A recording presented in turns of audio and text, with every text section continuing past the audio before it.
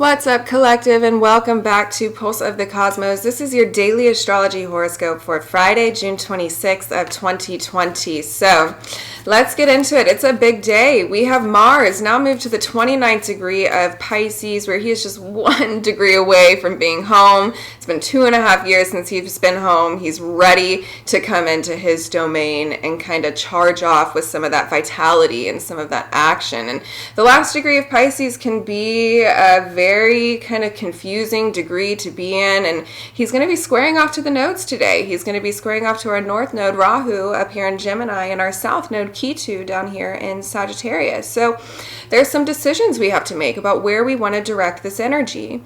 Mars is the energy that is the propulsion of what creates matter, right? It is energy before it's taken form, and it's the force that allows that energy to transmute into matter. So it wants to manifest something.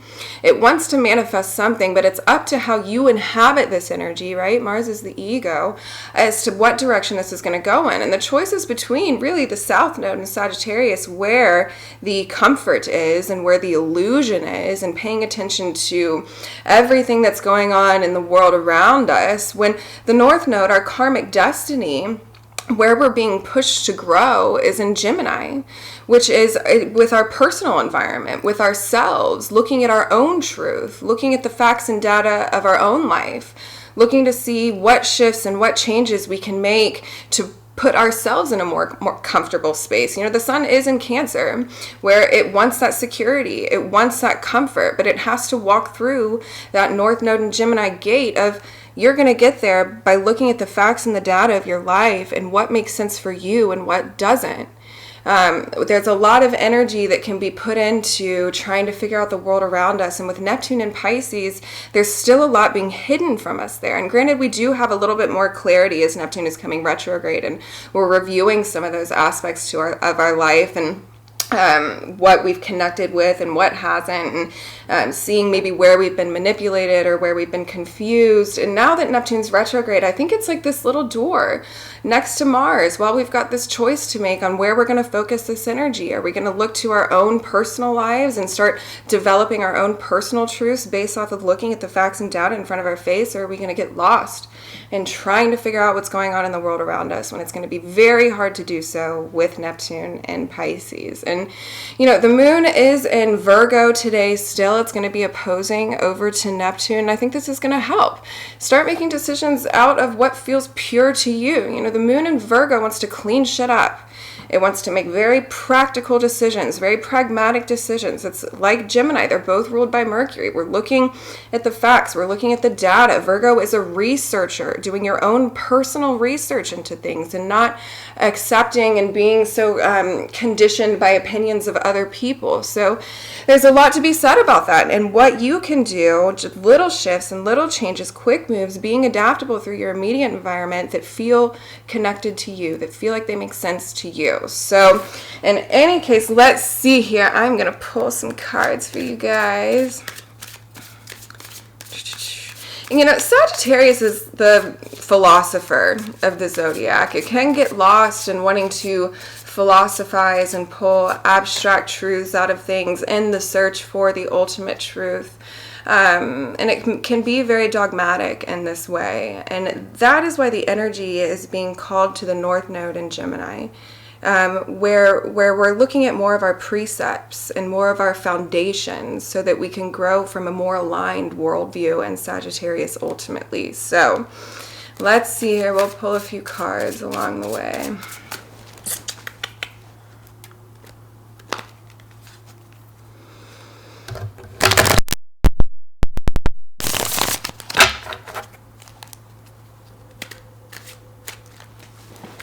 Okay, so the first card we pulled is the Ace of Cups. So yeah, this is the gift of vitality. This is the gift of This is the Holy Grail. These are things rushing forward. This is feeling alive again, like we're moving forward. And I think this is very much the feeling that we can get when Aries is getting closer and closer and moving into Mars. It's going to be that rush of energy, that rush of life again, that rush of vitality. So the challenge for some of us is in the Six of Wands. So the challenge for some of us is in feeling like we're not having the victory victory that we want yet. We're getting ready to go into battle, and we're searching for this ultimate victory and this ultimate battle, when the true battle is within yourself.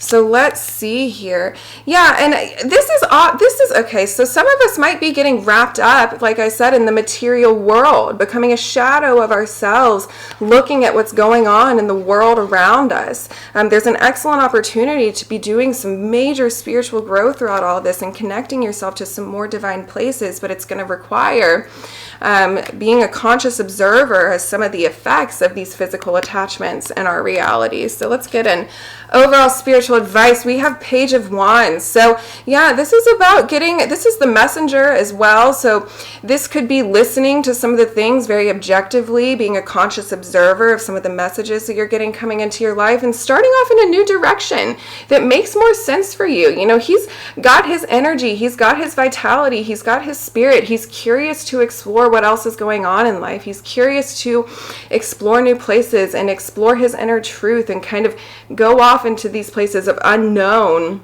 with a very open mind and ascertaining what feels connected and what doesn't in that area. So I think this is a lot about us finding that vitality that we're looking for by doing some of these inner explorations, and by being curious, and by asking questions, and by asking why, and doing our own research and things. And, you know, the victory that we are seeking in life is going to come when you start building that up internally.